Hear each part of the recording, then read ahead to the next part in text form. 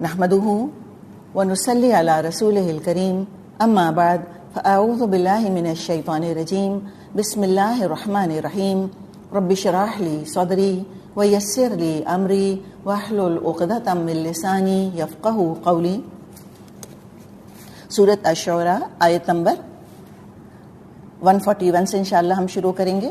141 142 رکوع نمبر 8 شروع ہو رہا ہے. فرمایا کذبت ثمود المرسلین اذ قال لهم اخوهم صالح الا تتقون. سمود نے رسولوں کو جھٹلایا. یاد کرو جب ان کے بھائی صالح علیہ السلام نے ان سے کہا کیا تم ڈرتے نہیں؟ انی لکم رسول امین، میں تمہارے لیے امانت دار رسول ہوں. تو ہم نے دیکھا کہ انبیاء کا، رسولوں کا بنیادی وظیفہ یعنی بنیادی رسپانسبلٹی انذار، خبردار کرنا.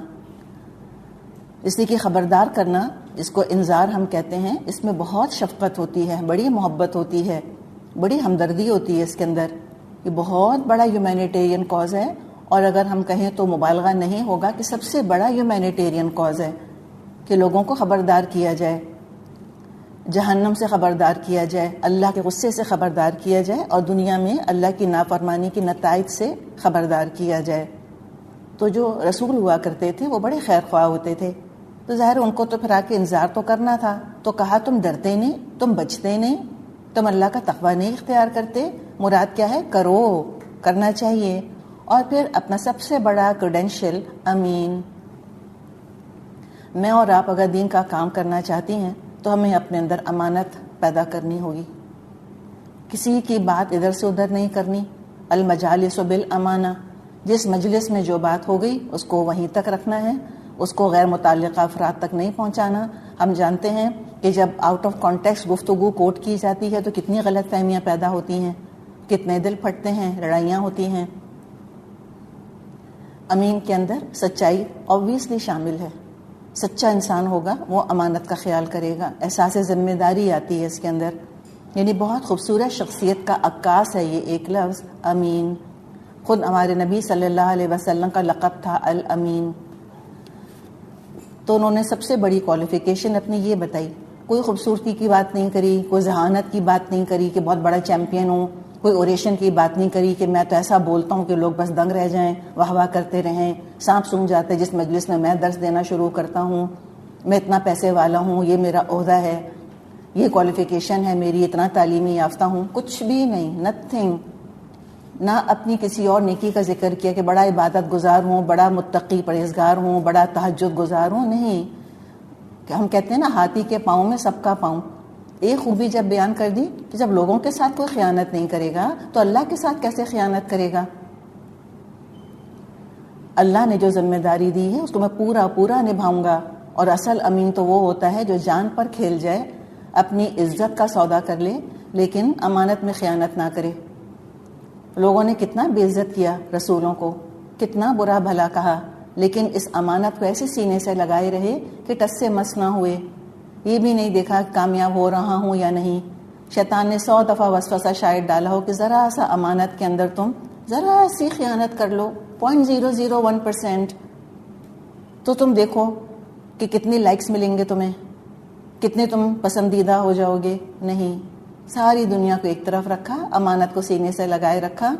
اور اسی امانت کی وجہ سے دنیا میں ہم دیکھتے ہیں کہ آج تک اللہ کا نام، اللہ کا کلام اور اللہ کا پیغام باقی ہے، اس کے احکامات باقی ہیں. ورنہ تو کب کے مٹ چکے ہوتے، ڈائلیوٹ ہو کے، ڈسٹارٹ ہو کے، پتہ نہیں کہاں سے کہاں چیز جا چکی ہوتی. اور اللہ کا اتنا کرم اور فضل ہمارے نبی صلی اللہ علیہ وسلم کی امت پر کہ وہ خود الامین تھے، اور اللہ نے ان کی امت میں ایک سے ایک امین اٹھایا جنہوں نے قرآن اور سنت کی امانت کو اس علم کی امانت کا حق ادا کر دیا. اس کو آگے سے آگے پہنچاتے رہے. ہر نسل میں، ہر جنریشن میں اللہ تعالیٰ امین پیدا کرتا رہا. تو ہمیں رازوں کی بھی حفاظت کرنی ہے، ہمیں مجلسوں میں جو باتیں ہوتی ہیں ان کی بھی حفاظت کرنی ہے، اور پیسے کی بھی حفاظت ہوتی ہے. اور جو اللہ تعالیٰ نے یہ امانت ہمارے پاس رکھوائی ہے روح کی شکل میں، ہمیں اس کی بھی حفاظت کرنی ہے. جو کچھ اللہ نے دیا ہے مجھ کو اور آپ کو، یا تو قرضہ سمجھ لیں یا امانت سمجھ لیں. چلیں قرضے میں تو تصور آتا ہے نا لوٹانے کا، وہ لفظ دین کے اندر آتا ہے، مالک یوم الدین. اس دن اللہ تعالیٰ نے جو کچھ دیا ہے اب وہ واپس ہمیں لوٹانا ہوگا. ان دا سینس کہ اچھا اللہ تو نے یہ دیا تھا، اب میں نے اس سے یہ کام کیا، وہ بتانا ہوگا. تو قرض نہیں تو امانت تو ہے. 100 روپے بھی ہم کسی کو دیتے ہیں کہ جا کے تم چنے لے آؤ اس کے، تو ہم چاہتے ہیں کہ ہمیں حساب دے اور وہ اس کے اندر بے ایمانی نہ کرے.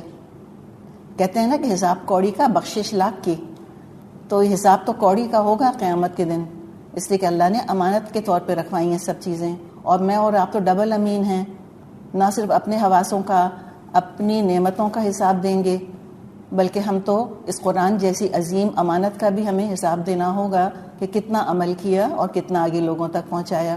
اللہ نہ کرے کہ ہم تھوڑی سے ذاتی فائدے کے لیے یا اپنے کسی ویسٹڈ انٹرسٹ کے لیے یا لوگوں کا موڈ دیکھتے ہوئے یا زمانے کی فضا دیکھتے ہوئے ہم اس امانت کے اندر ذرا سی بھی خیانت کریں. منوان اس کو بس آگے سے آگے پہنچاتے چلے جائیں گے. تو یہ انہوں نے اپنی کوالیفیکیشن بیان کری. اور پھر کیا کہا لوگوں سے؟ فاتقوا اللہ، تو اللہ کا تقوی اختیار کرو. پہلے نیگیٹو تھا الا تتقون، کیا تم تقوی نہیں اختیار کرتے؟ تو ہو سکتا ہے کہ یہاں جو اللہ نے کہا اخوہم صالح، اوپر والی آیت میں، آیت 142 میں، ہو سکتا ہے کہ رسول بننے سے پہلے، رسالت ملنے سے پہلے بھی صالح علیہ السلام یہی نصیحتیں لوگوں کو کرتے ہوں. اچھی بات بتانے کے لیے رسول ہونا تو کوئی ضروری نہیں ہے. اللہ تعالیٰ نے ودیت کر دیا ہے ہر انسان کے اندر، فَأَلْهَمَهَا فُجُورَهَا وَتَقْوَاهَا. تو وہ پہلے بھی اچھی باتیں بتاتے ہوں گے، پھر جب رسول بن گئے، امین بن گئے، تو پھر دوبارہ وہی نصیحت کری اور اب پازیٹیو انداز میں کری کہ فاتقوا اللہ، اللہ کا تقوی اختیار کرو. ایک دفعہ گاڈ کانشسنس انسان کے اندر آ جائے، ہر چیز پر لگام پڑ جاتی ہے، زبان پر، نگاہ پر، پیسے پر، ہر چیز پر اللہ لگام ڈال کے اور ہمارے ہاتھ میں دے دیتا ہے کہ ناؤ یو کنٹرول اٹ. اور بہترین طریقے سے انسان اس کو بینیفیشل چیزوں کے اندر لگاتا چلا جاتا ہے. اور کہا وَأَطِیعُونِ، میں لیڈر ہوں تمہارا. رسول کبھی فالوور بننے نہیں آتے، ہمیشہ لیڈر بننے آتے ہیں. لیڈر بنے ہمیشہ. اور کبھی ہم آج بھی کوشش نہ کریں کہ ہم رسول کی سنتوں کو اپنے پیچھے چلانے کی کوشش کریں، ہم کہیں کہ وہ ہمارے لائف سٹائل کو فالو کریں، ہمارے سوشل نارمز کو فالو کریں. نہیں، کہا کہ تم میری اطاعت کرو. وما اسألکم علیہ من اجر، اور کہا بائی دا وے تم سے میں کوئی اجر وغیرہ بھی نہیں مانگتا. ان اجریہ الا علی رب العالمین، میرا اجر تو اللہ رب العالمین کے ذمے ہے. تب یہاں پہ شروع ہی اللہ نے رکوع کس سے کیا؟ کذبت ثمود المرسلین. پہلی قوم جس نے کہ عاد والی غلطی دہرائی وہ انہی کی وارث قوم تھی سمود. شروع میں تو ٹھیک رہے ہوں گے، obviously جو بقایا جات تھے قوم عاد کے وہ سب صالح لوگ ہوں گے، لیکن ڈائلیوشن آ جاتا ہے، ڈیویشن آ جاتا ہے، وقت کے ساتھ ساتھ کمپلیسنسی آ جاتی ہے. کیا حرج ہے کہ نام پر چلو اتنا سا یوں کر لیتے ہیں، کیا حرج ہے، چلو جو ایسے کر لیتے ہیں نا اس میں کیا حرج ہے. وہ ہوتے وہ ڈیویشن جو ہے وہ کہاں سے کہاں چلا جاتا ہے. تو یہی معاملہ سمود کا ہوا. اللہ تعالیٰ نے بہت لمبی ان کو مہلت دی، تقریباً 800 سال کا زمانہ بتایا جاتا ہے ان کا، قوم سمود کا. ہوتے یہ اسی ڈھپ پر آ گئے جس پر کہ عاد تھے. شیطان سب کو تھپکی یہی دیتا ہے کہ تمہارے ساتھ وہ نہیں ہوگا جو پچھلوں کے ساتھ ہوا. صالح علیہ السلام قوم کی بے اعتدالیاں دیکھ رہے تھے، ایکسٹرویگنسز ان کے دیکھ رہے تھے. قوم کا فرد ہونے کے لحاظ سے منع کیا کہ غلط کام مت کرو، اور ایک رسول ہونے کے ناطے تو پھر کام ہی ان کی، رسپانسبلٹی ان کی یہ تھی. لوگوں کا اللہ کا احساس دلایا. لگتا ہے کہ لوگ بالکل بھولے ہوئے تھے اللہ کو، خیال ہی نہیں تھا کہ اللہ بھی کو ہستی ہے. جیسے آج آپ دیکھیں کہ مختلف جو سلوگنز ہیں یا لاز ہیں یا نارمز ہیں جن کا کہ ذکر کیا جاتا ہے، اس میں اللہ ہمیں کہیں نظر نہیں آتا. چاہے وہ ابورشن کی ڈبیٹ ہو، یا وہ LGBTQ کی ڈبیٹ ہو، یا وہ ویمنز رائٹس کی ڈبیٹ ہو، یا وہ ہائر آرکی کی ڈبیٹ ہو کہ پیرنٹس کے کیا حقوق ہیں بچوں پہ اور بچوں کے کیا حقوق ہیں پیرنٹس کے اوپر، یا انڈیویجول ورسز سوسائٹی. ہمیں اس میں اللہ کا نام کہیں نہیں ملتا. تو جو سیبلائزنگ فیکٹر ہوتا ہے، پیوٹ جو ہونا چاہیے، وہ تو اللہ کی ذات ہونی چاہیے، اس کی مرضی ہونی چاہیے. تو یاد دلایا کہ اللہ کو یاد کرو اور بتائے میری عبادت کرو گے تو تم تقوی سیکھتے چلے جاؤ گے. اور سب جیسے ہم نے پڑھا کہا انہوں نے نہ پیسہ چاہیے، نہ پوزیشن چاہیے، نہ تعریف چاہیے، صرف تمہارا بھلا چاہتا ہوں. اور قوموں نے ایسے بے غرض مخلص لوگ دیکھے ہی نہیں تھے. وہ تو بڑے اسکیپٹیکل ہوا کرتے تھے کہ آخر کچھ نہ کچھ تو ان کی اپنی نیڈ ہوگی، کوئی اپنی ان کی غرض ہوگی جو رات دن ہمارے پیچھے ہلکان ہوئے چلے جا رہے ہیں. اور صالح علیہ السلام سمجھاتے ہی رہے ان کو، ہلکان ہوتے ہی رہے ان کے پیچھے. 24/7 کا جاب ہوتا ہے. رسالت کا کام کوئی پارٹ ٹائم تو نہیں ہوتا تھا، لائف ٹائم جاب ہوتا تھا. اور صالح علیہ السلام نے قوم کو دنیا کا بالکل عارضی ہونا سمجھایا، اسی کے دل بڑا لگایا ہوا تھا انہوں نے یہاں پہ. تو انہوں نے ان کو سمجھایا کہ دیکھو آنکھیں کھولو، سوچو، اتترکون فی ما ہاہنا آمنین، کیا تم ان سب چیزوں کے درمیان جو یہاں ہیں بس یوں ہی اطمینان سے رہنے دیے جاؤ گے؟ سوچو نا، سب چھوڑ کر جانا ہے. اب بہت خوبصورت سبق ہے. کبھی میرا اور آپ کا بھی بڑا دل لگے نا دنیا میں. اور سچی بات ہے کہ یہ بھی تو آزمائش، اللہ نے خود مال کو آزمائش کہا ہے. اور خوبصورت گھر ہے اور آرام دہ گھر ہے، اور گرمی ہے تو اے سی ہے، اور سردی ہے تو ہیٹر ہے، اور نوکر اور چاکر ہیں، اور الحمدللہ اپنی ضرورت کی تمام چیزیں ہیں، بلکہ خواہشات پوری کرنے کا بھی بڑا موقع ہے. تو بعض دفعہ یہ چیزیں انسان کو کمپلیسنٹ کر دیتی ہیں دین کی طرف سے. تو کبھی شیطان بہکائے کہ یہاں بھی ملا ہے نا تو بس اب ٹھیک ہے، انجوائے کرو تم اس کو، آگے کا دیکھا جائے گا. تو سوچیں کتنی دیر کی بات ہے، اگلا سانس نہیں آیا تو سب وارثوں کا ہے. لوگوں کو دیتے ہوئے بھی ہاتھ رکتا ہے انسان کا کہ اوہو اتنا ڈریس اتنا پیارا، اس کو دے دیا تو میرے پاس کیا رہے گا، دے دیں. تو کہا کہ کیا تم امن سے ایسے رہنے دیے جاؤ گے؟ فی جنات و عیون، ان باغوں اور چشموں میں، و زروع، اور کھیتوں میں، و نخل طلعھا حضیم، اور نخلستانوں میں جن کے خوشے رس بھرے ہیں. کتنا خوبصورت انہیں نقشہ جو ہے کھینچا ہے ان الفاظ میں. اس سے ان کے تمدن کا، ان کی اکانومی کا، ان کی زراعت کا پتہ چلتا ہے. لگتا ہے بڑا فرٹائل علاقہ تھا، سرسبز و شاداب، اور باغوں کے باغ، اور ان میں پھلوں کے خوشے لٹک رہے ہیں. ہم تو ریزورٹس کے اندر کبھی جاتے ہیں تو ہم کو تو چیری پیکنگ بڑے مزے کی لگتی ہے کہ پھلوں کو ہم درختوں سے توڑ توڑ کر کھائیں، امرود کھائیں، ایسا مزے کا لگتا ہے. کبھی ہم اگر ہنزا کی طرف جائیں، طرح طرح کے سیب، طرح طرح کے سیب، اور وہ کھلی وہاں پہ چھٹی ہوتی ہے، کہتے ہیں جو مرضی توڑیں اور کھائیں. کوئی گرین ہے، کوئی ریڈ ہے، کوئی کیسا کوئی کیسا، اس کا تو مزہ ہی کچھ اور ہوتا ہے. تو ایسا لگتا ہے کہ اللہ نے وافر نوازا تھا ان کو، بہت اللہ تعالیٰ نے ان کو دیا تھا. اور کہہ رہے ہیں کہ تم کیا اس میں ہی رہو گے؟ کہا کہ نہیں، سب تھوڑی دیر کا سامان ہے، لوٹنا اللہ کی طرف ہے. ان تمام نعمتوں کا حساب لے گا تو پھر کیا جواب دو گے؟ وَتَنْحِتُونَ مِنَ الْجِبَالِ بُيُوتًا فَارِهِينَ، تم پہاڑ کھود کر فخریاں ان میں عمارتیں بناتے ہو. فَاتَّقُوا اللَّهَ، تو اللہ کا تقوی اختیار کرو. وَأَطِیعُونِ، اور میری اطاعت کرو. تو اب یہاں پر صالح علیہ السلام ان کو دنیا نبھانے، دنیا گزارنے، خرچ کرنے سے روک نہیں رہے کہ خبردار تم نے کوئی بلڈنگ بنائی، سب چلو جا کے غاروں میں رہو، چلو سب گھاس بچھاؤ اور لیٹو اس کے اوپر چپ چاپ. عارضی دنیا ہے، تھوڑی دیر کے لیے تو رہنا ہے، جیسے کہ مسافر ایک درخت کے نیچے ٹھہرتا ہے پھر چل پڑتا ہے. نہیں، یہ نہیں کہا. کبھی بھی رسول دنیا سے روکنے نہیں آتے تھے، دنیا کو کنڈیم کرنے کبھی نہیں آتے تھے، بلکہ دنیا گزارنے کا، نبھانے کا، خرچ کرنے کا طریقہ سلیقہ سکھانے آتے تھے. تو کہا کہ بہترین طریقے سے تم یہ کام کر سکتے ہو، بہترین طریقے سے تم دنیا اپنی نبھا سکتے ہو، لیکن تم یہ کیا کام کرتے ہو کہ تم پہاڑوں میں گھر بناتے ہو اور فخر کرتے ہو پھر ان کے اوپر. دیکھیں یہی مرض تو عاد کا تھا، وہ بھی نہیں کرتے تھے نا. ہر اونچے ٹیلے کے اوپر ایک بیکار یادگار بنا دیا کرتے تھے فضول. اور ہم نے اس دن بھی بات کی تھی، کل بات کی تھی، کہ یہ پرانے زمانے میں دستور یہ تھا کہ لوگ چاہتے تھے، بادشاہ یا جو حکمران چاہتے تھے کہ ہمارے جانے کے بعد ہماری یاد جو ہے وہ باقی رہے، اور اس طرح کے فضول خرچیاں کرتے تھے. آج کے ترقی یافتہ ممالک یہ کام نہیں کرتے. اب آپ جائیں ماڈرن یورپ میں جائیں، جو اینشنٹ یورپ ہے وہاں تو مجسمے اور فلاں فلاں فلاں چیزیں اس قسم کی بہت ملیں گی. لیکن اب جو ماڈرن یورپ میں، جو ماڈرن شہر، ماڈرن کنٹریز ہیں، جیسے امریکہ ہے، وہاں یادگاریں نہیں ہیں کہ ایک پریزیڈنٹ آیا اس نے مجسمہ بنوا دیا، دوسرا پریزیڈنٹ آیا اس نے اپنی نام کا مثال کے طور پہ کوئی ایک خاص بلڈنگ بنا دی. یہ کام نہیں کرتے وہ. اب اگر ان کو کرنا بھی ہوتا ہے تو اسپتال بنائیں گے، ایئرپورٹس بنائیں گے, سڑکیں بنائیں گے, لائبریریز ہیں, کالجز ہیں, ان میں ڈونیشن دیں گے, کوئی ونگ ان میں بنا دیں گے, بے شک چاہے اس میں اپنا نام وہ پھر لکھوا دیں, اپنے نام کی پلیک جو ہے پلاک وہاں پہ لگوا دیں, وہ اور بات ہے. لیکن فضول اس طرح کی چیزیں اب کوئی نہیں بناتا. کوئی تاج محل اب نہیں بنائے گا. کبھی دیکھا آپ نے کسی اور نے تاج محل بنایا ہو کہ مرنے کے بعد کسی کا اتنا عالی شان مقبرہ بنا ہو؟ یہ سب تھرڈ ورلڈ کنٹریز کی چیزیں ہیں, یہ سب میڈیویل چیزیں ہیں, ریڈنڈنٹ ہو چکی ہیں یہ چیزیں, ویسٹفل ایکسپینڈیچر اس طرح کا.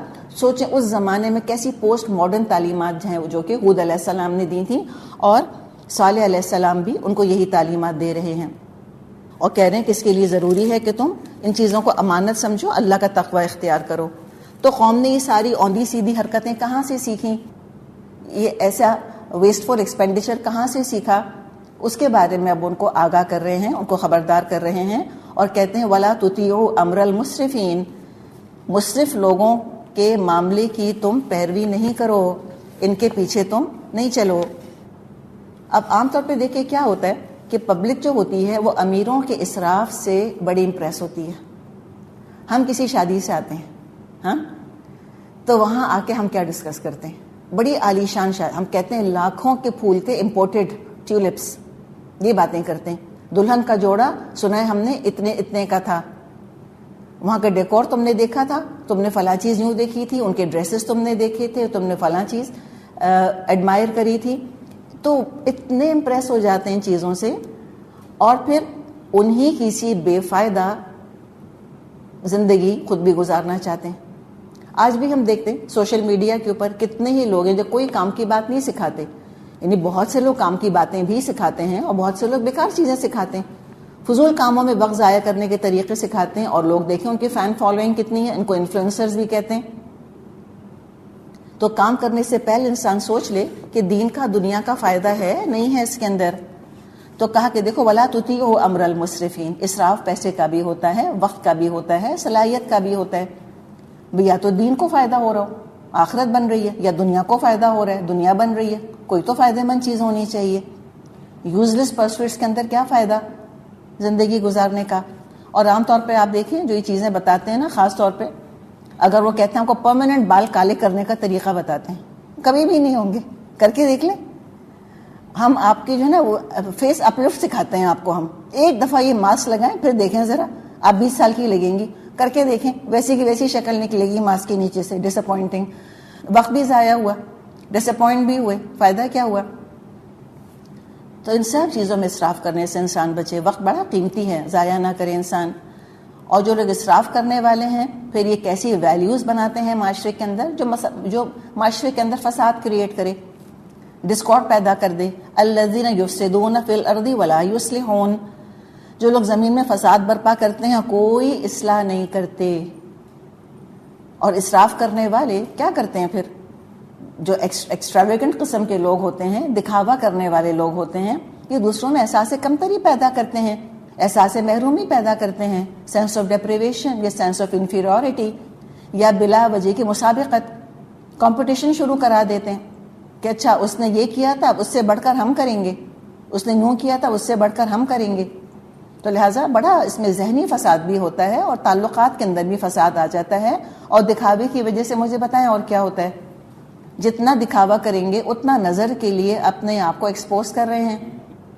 اللہ نے منع کیا ہے وَلَا تُبَذِّرْ تَبْذِيرًا, دیکھو فضول خرچی مت کرنا. ان المبذرین کانوا اخوان الشیاطین, فضول خرچی کرنے والے تو شیطانوں کے بھائی ہیں. وَكَانَ الشَّيْطَانُ لِرَبِّهِ كَفُورًا, اور شیطان تو اپنے رب کا بڑا ہی ناشکرا ہے. ابھی ساری باتیں سنی, قوم کہاں ماننے والی تھی, چسکا لگ گیا تھا, ایڈکشن ہو گیا تھا ان کو تو فضول باتوں کا, فضول خرچیوں کا.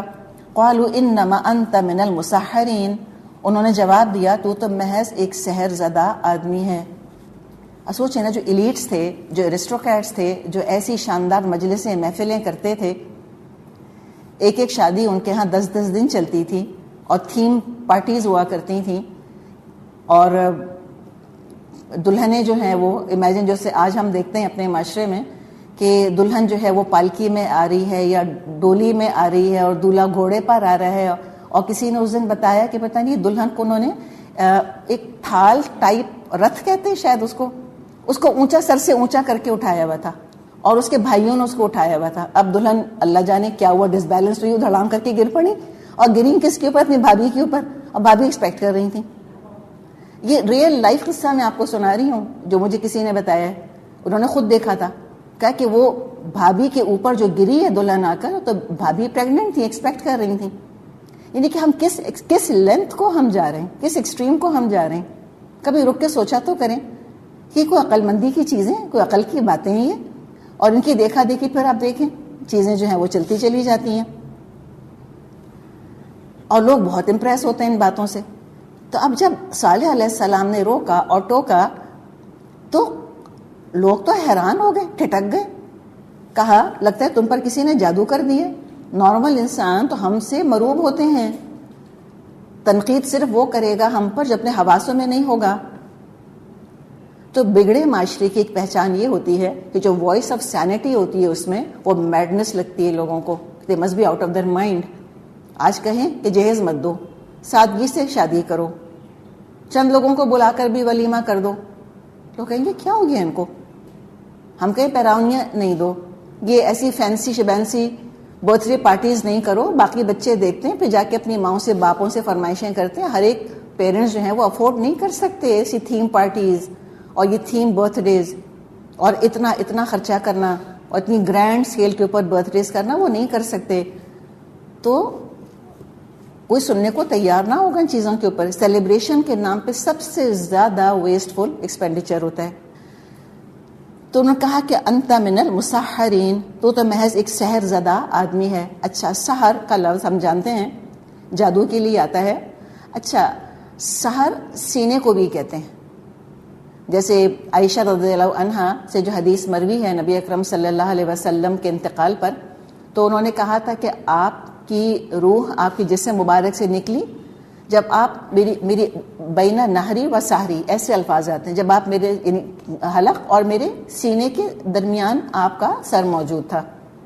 تو کچھ علماء نے مسحرین سے مطلب یہ لیا ہے کہ تم انسان و فرشتے نہیں ہو، یعنی سانس لیتے ہو، سینہ ہے تمہارا، تم سینے سے سانس لیتے ہو تو ہم ہی جیسے انسان ہو. لیکن سچی بات ہے کہ تھوڑا فار فیچڈ ہے. ہم بھی جب مسحرین کا سنتے ہیں تو ہمیں جادو کا ہی خیال آتا ہے. لیکن خالی آپ کو بتانا مقصد ہے کہ علماء نے کتنی تحقیق کری ہے اور انہوں نے کتنے دلچسپ بعض اینگل ہیں جو کہ ہمارے سامنے رکھے ہیں.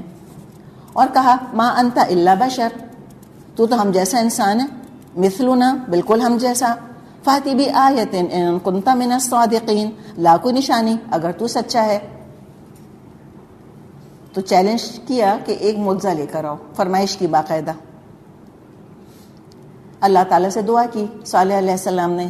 اللہ تعالیٰ نے قوم کی فرمائش پوری کر دی. قال، کہا صالح علیہ السلام نے، هذه ناقۃ لها شرب ولکم شرب یوم معلوم. صالح علیہ السلام نے کہا یہ اونٹنی ہے، ایک دن اس کے پانی پینے کا ہے اور ایک دن تم سب کے پانی لینے کا دن ہے. ولا تمسوها بسوء فیأخذکم عذاب یوم عظیم. اس کو کبھی نہ چھیڑنا ورنہ ایک بڑے دن کا عذاب تم کو آ لے گا. ابن کثیر لکھتے ہیں کہ قوم کے بڑے بڑے سردار جمع ہوئے، یعنی قوم سمود کے بڑے بڑے سردار جمع ہوئے اور انہوں نے ایک چٹان کی طرف اشارہ کیا اور صالح علیہ السلام سے مطالبہ کیا اس چٹان سے دیکھتے دیکھتے پوری جسامت کی اونٹنی نکالیے، اس میں یہ صفات یہ کوالٹیز ہونی چاہیے. صالح علیہ السلام نے ان سے پکا وعدہ لیا، پکا عہد ان سے لیا کہ اگر تمہاری یہ فرمائش پوری ہو گئی تو تم ایمان لے آؤ گے اور ان کی اطاعت کرو گے. جب انہوں نے پکا وعدہ کر لیا، اقرار کر لیا کہ ہاں اگر اس چٹان سے اونٹنی نکل آئی ہم ایمان لائیں گے، ہم آپ کی اطاعت کریں گے، تو صالح علیہ السلام نے اللہ سے دعا کی. جس چٹان کی طرف قوم کے سرداروں نے اشارہ کیا تھا وہ پھٹی اور ان کی مطلوبہ صفات والی اونٹنی نکل آئی، گابھن اونٹنی، حاملہ اونٹنی نکل آئی اس میں سے. اسے دیکھ کر کچھ لوگ ایمان لائے، چند لوگ ایمان لائے، لیکن اکثر کفر پر اڑے رہے.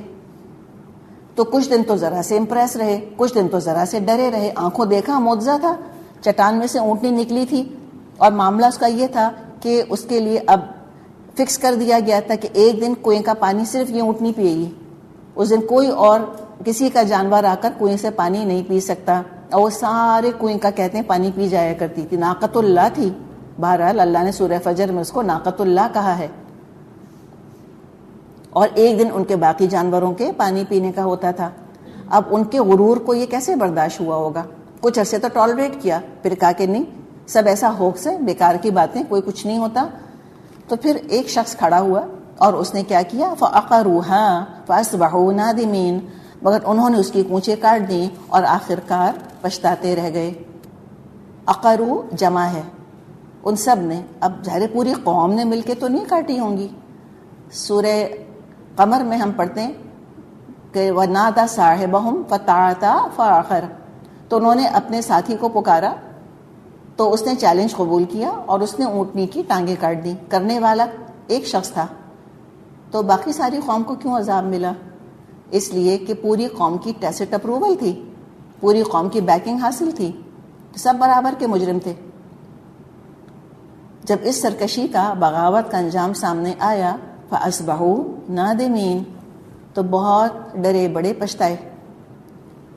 عذاب دیکھ کر ڈرے، عذاب جب پڑھنا شروع ہوا تو بہت پچھتائے. تو یہی تو صالح علیہ السلام کہہ رہے تھے، الا تتقون، یہی تو پکار صدا لگائے گئے تھے وہ، فاتقوا اللہ، یہی تو کہتے چلے گئے تھے. ڈرنے کو تو کہہ رہے تھے. اور جب اللہ سے نہیں ڈرے تو رسول کی نافرمانی کے انجام کو سامنے دیکھ کے ڈرے. ڈرنا تو تھا دس وے اور دیٹ وے. بہتر تھا ایسا ڈرتے جو ان کو فائدہ دیتا. ایسا ڈرنے کا کیا فائدہ جس کا کوئی ان کو اچھا نتیجہ نہ ملا. تو اللہ تعالیٰ نے سب کو ہلاک کر دیا. فَأَخَذَهُمُ الْعَذَابُ، تو ان کو عذاب نے آ لیا. إِنَّ فِي ذَلِكَ لَآيَةً، یقیناً اس میں ایک نشانی ہے. وَمَا كَانَ أَكْثَرُهُم مُؤْمِنِينَ، مگر ان میں سے اکثر ماننے والے نہیں.